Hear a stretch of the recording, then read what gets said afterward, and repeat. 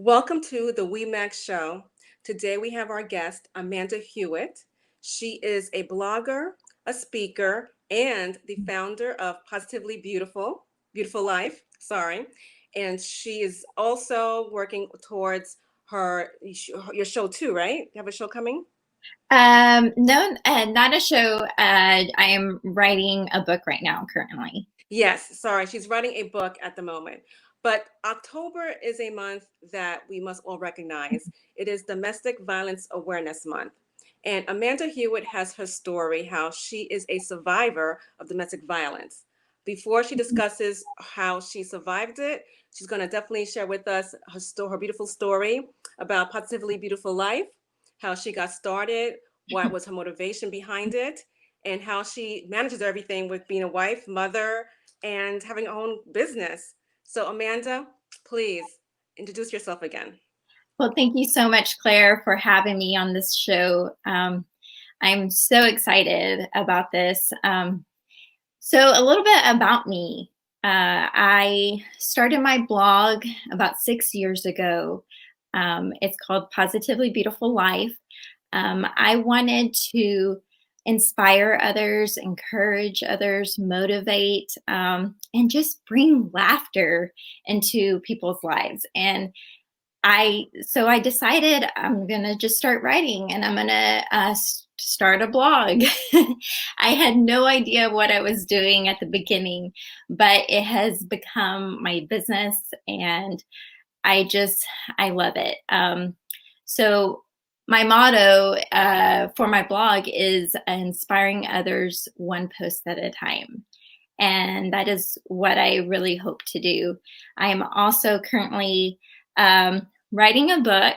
The title is called Just as Good as Chocolate and Wine. Um, Interesting. Yes. So a lot of my stories that are in my blog, which if you go to my blog and go to Inspirational Tuesdays, I'm taking a lot of the blog posts into this book, and then also writing my own stories as well that aren't on my blog. And so it's going to be short stories, and if you need encouragement, there's a short story for that. If you need to laugh, there's a story for that. If you just need some encouragement, there's a story for that as well. And it is Christian based, and so there are Bible verses to go with each and every story. Like you were saying, I am a wife and a mother to a teenage boy who is 15 years old. And Wow. it's a crazy time right now. Yes, especially on COVID. Yes. Oh my goodness. That has changed all of our lives, especially our children's lives, and dealing with he's in sports and football right now, and juggling, COVID with that, and home life, and my blog, and trying to write my book right now. I also have my boutique, which is called Positively Beautiful Things.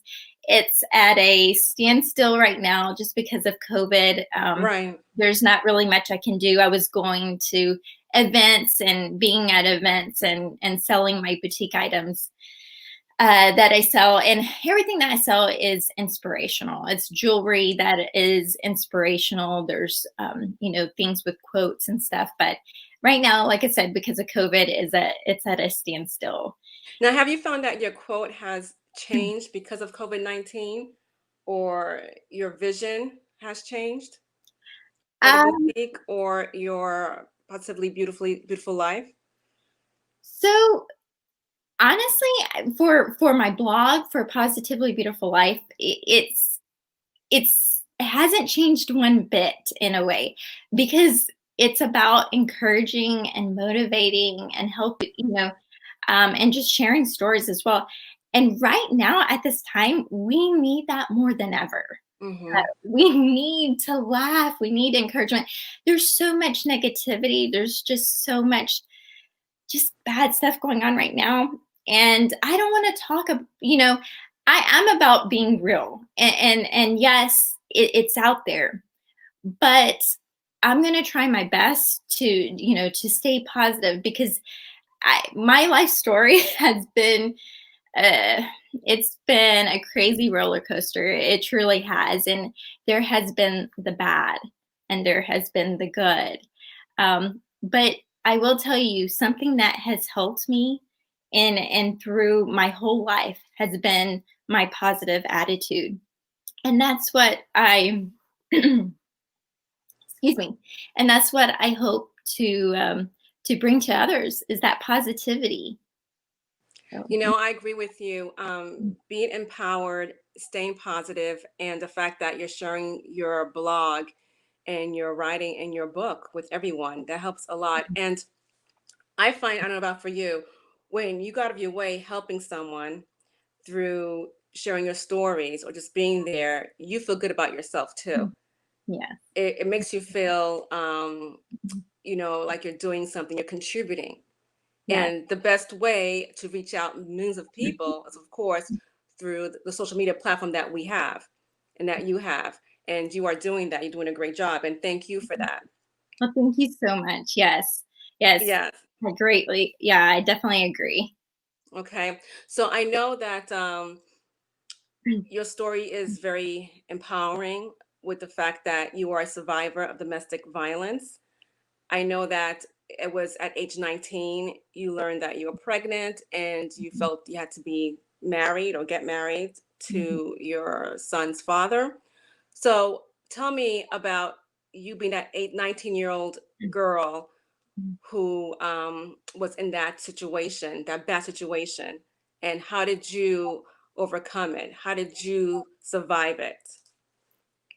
Wow. Okay. So yes, I was 19 years old.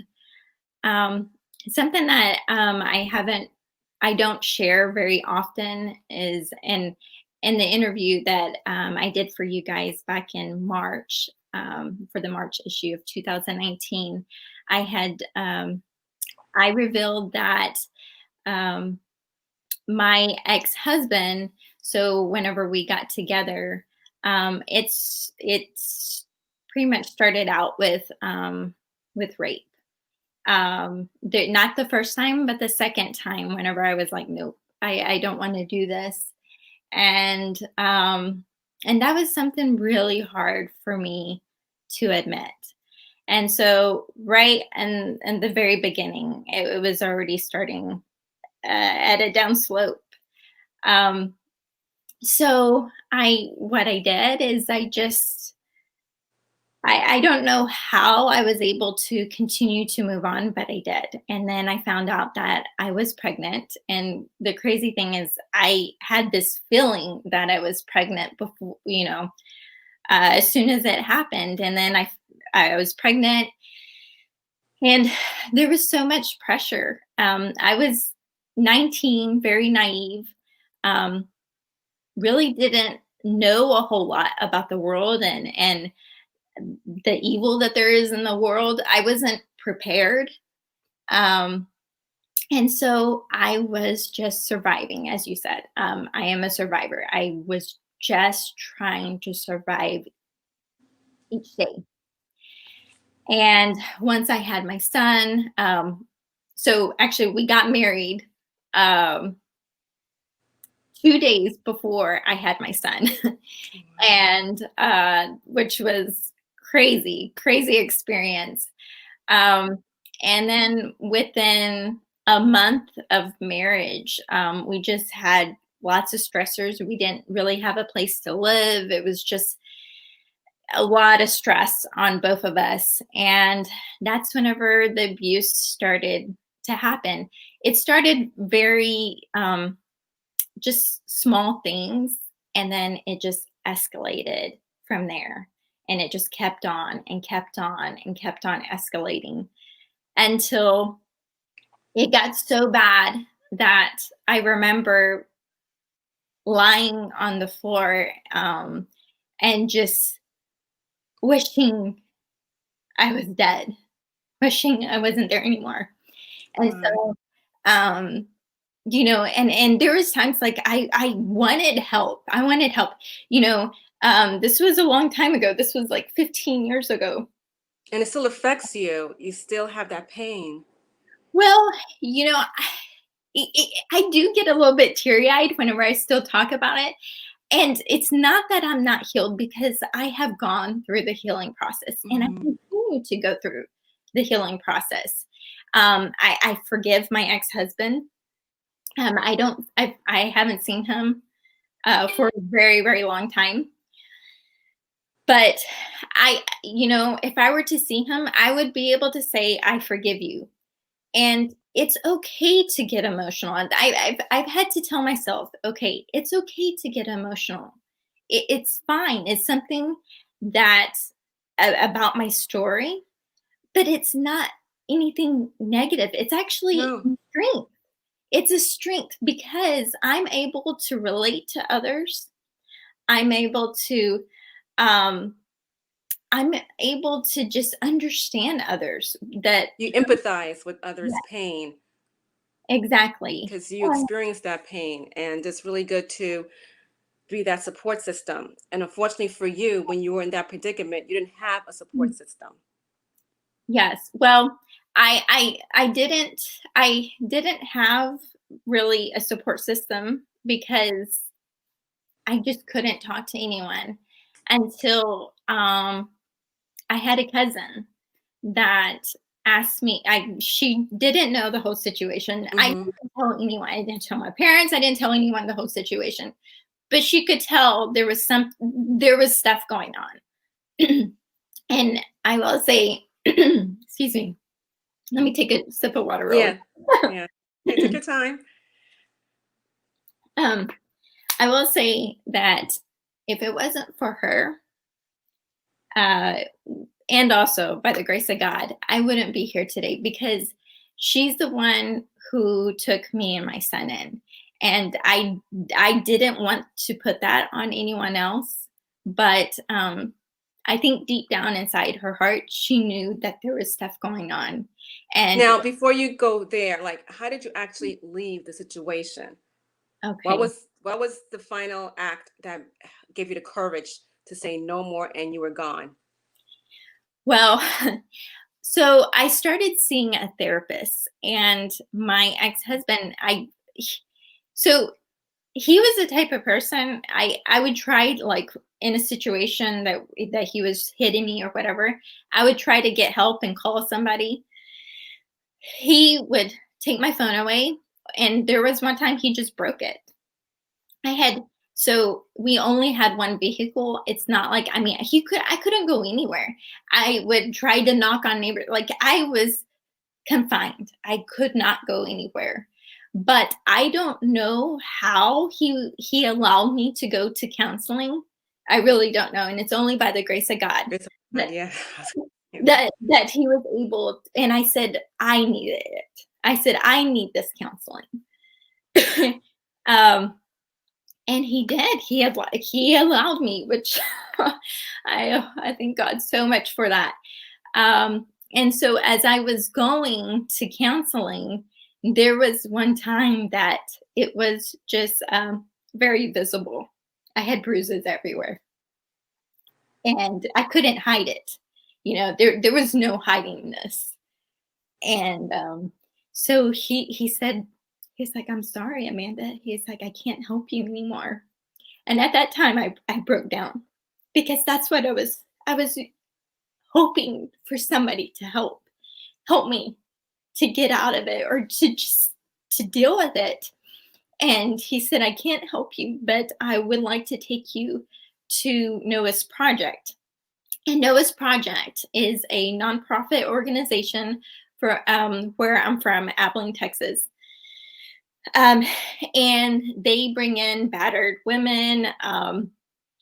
And so he took me there. He said, will you go with me? And I said, yes. So I went there. They did an intake. They took pictures. And Hmm. they just said, if I wanted to go back or whatever, they would try to help me. And so it was at that moment, whenever my own therapist said he couldn't help me anymore. I knew, I was like, I could, because I was trying to stay in it. I was married. I was trying to handle it. I was praying that he would change. And previous to that, we had gone to counseling, both of us. Oh, okay. Now that was a whole other, it was crazy because during that time that we were going together, I remember the therapist, I could look in their eyes, and I could see that they didn't have hope for us, that there was no hope. I could see it. And so I just didn't know what to do. And then with my therapist saying that, I can't help you anymore. Pretty much, you're going to have to help yourself, Amanda. It's either you're going to have to get out of this. And I was still doubting. I still didn't want to put this on my family. I still didn't want anyone to know. But whenever my cousin was talking to me on the phone, and she knew, she could hear it. She could hear it in my voice. And if she wasn't that persistent, because I mean, she was pretty persistent in, no, you are coming to stay with me. And so it was because of that, of her persistence, that I was able to finally leave. And so I just said, okay, come and pick me up, because I was so scared that I was like, he was at work, and I was like, you have to come right now. Then I was like, he won't let me go. I can't go anywhere.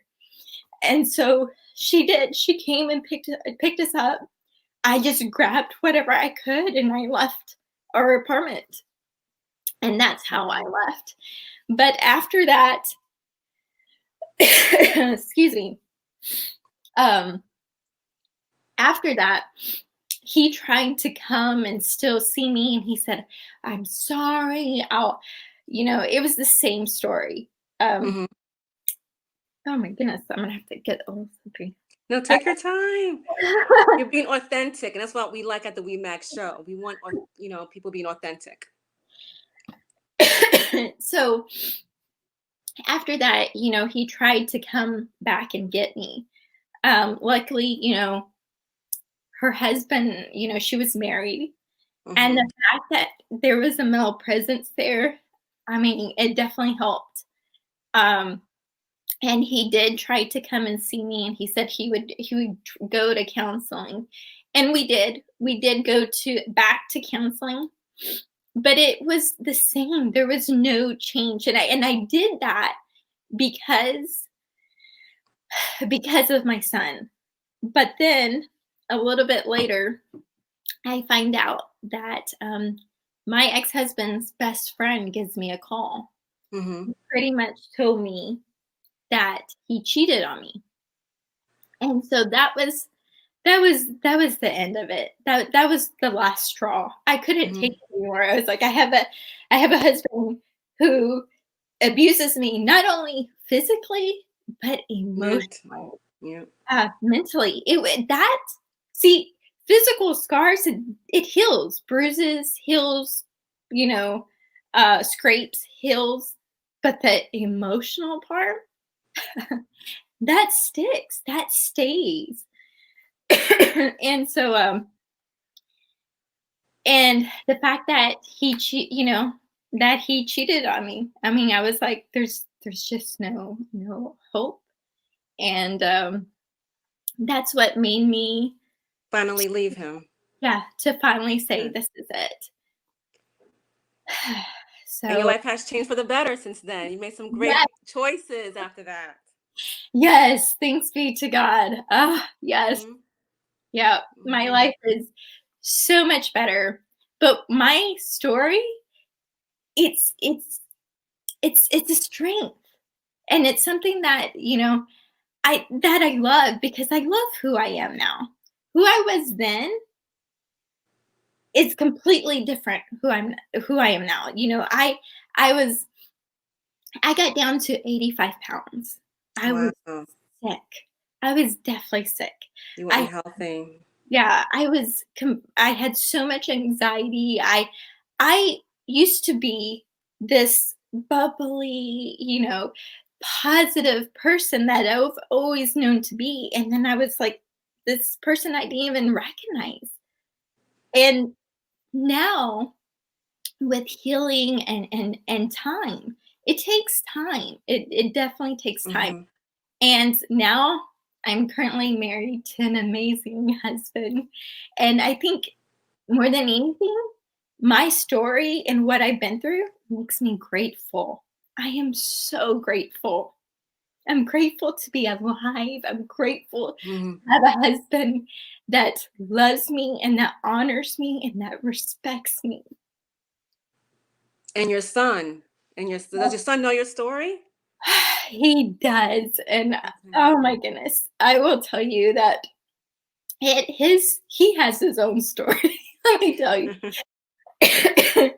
um, and he is the reason why I kept fighting. I kept fighting for him. He's the one who kept me going. And I He am, was your strength. yes, I am He so, allowed you to see your strength, and you were able to take it from there. So that's I am important. so grateful for him. And he'll say, "Mom, but you weren't expecting to have me." I said, "Baby," I was like, "You were what right? You were what kept me going." I was like, "Don't you ever think any less than that. You are what kept me alive." And I was like, "I am so grateful for you." And I was like, "And who you are is just so amazing. You have your own story, and I know you're gonna inspire others with your own story." And he does. He's gonna have an amazing testimony. Hmm. So, were you still seeking therapy when you left your ex-husband and before you met your second husband? Yes. So I actually was going through some counseling at my college at the university. It was free, so and I needed it. And that was after, several years after what I've already been through. Uh, Hmm. because I was still dealing with my ex-husband, even though we got divorced. I was still dealing with him on a daily basis until my son was 4 years old. Okay.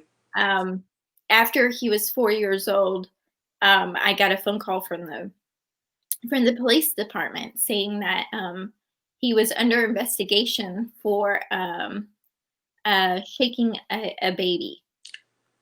And Wow. so they took away his rights temporarily, Hmm. and CPS was investigating it. Unfortunately, um, it was inconclusive. They didn't have enough evidence.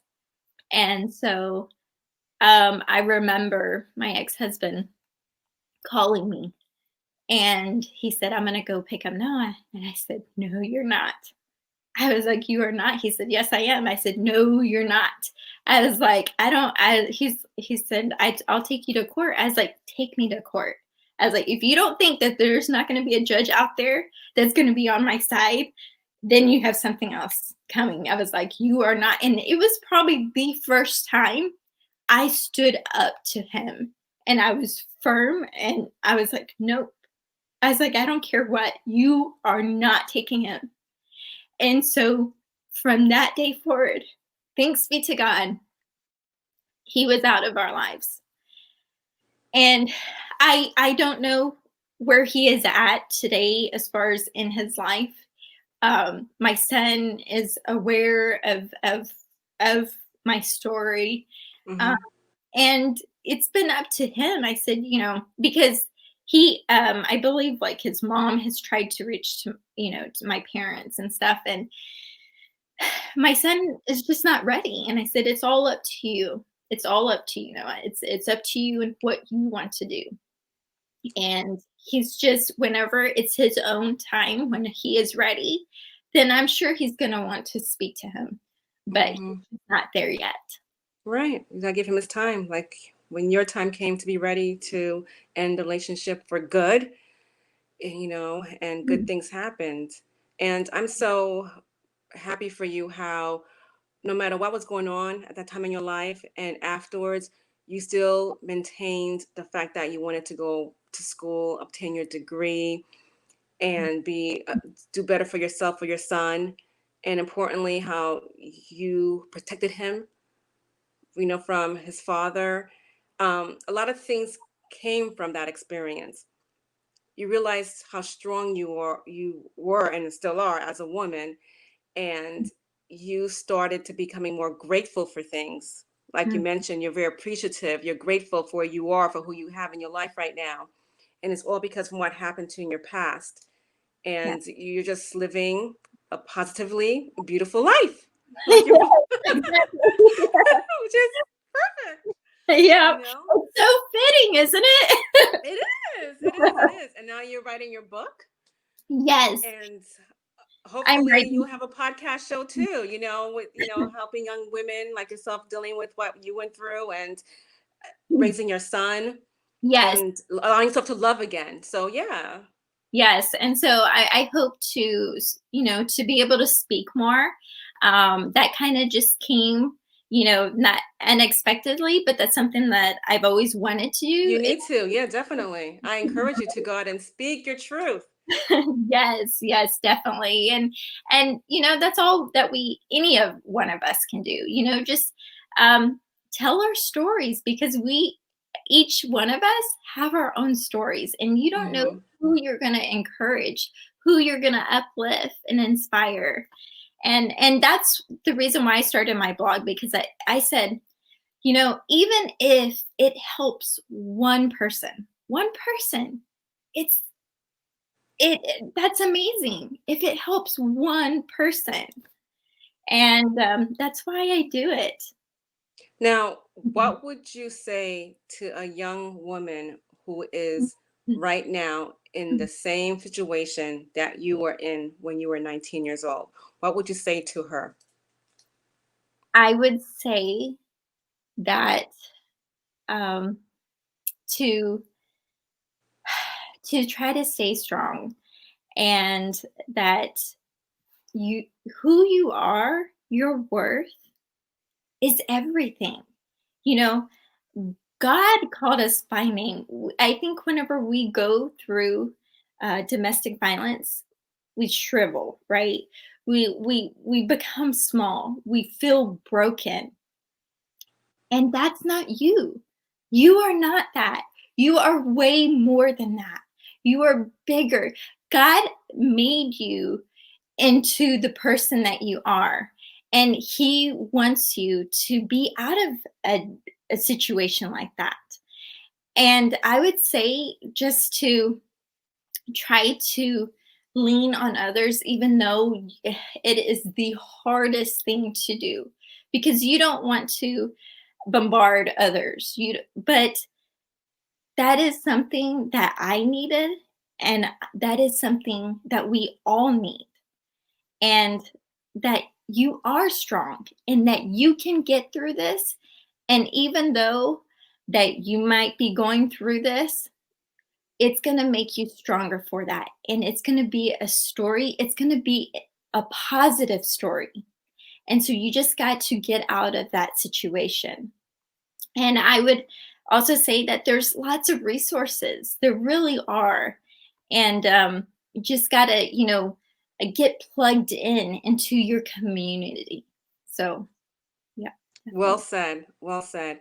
And again, October is the month for domestic violence awareness. And please, if you know someone who is in a bad relationship, an abusive relationship, show the support that she may need and help her get the resources so she can do what's best for her. And if she has children, for her children as well. Yeah. Thank you, Amanda, for joining us today at the WEMag Show. I always ask my guests to please share your favorite or original quote that will motivate a woman today and every day. Oh, wow. Okay. So I have lots of quotes that are original to me. Um, but I would say keep fighting, keep going. Don't let anything bring you down and just be joyful. Oh, it's so hard Thank you again. for yes, thank you so much for having me. No, you're welcome. You're welcome. And I cannot wait for your book to come out. Yes, yes, me I'll too. be the first to definitely purchase and read it Yes, and thank give you you. the support that you deserve. Oh, well, thank you so much. All right. Bye. Thank you again. Bye bye. Bye.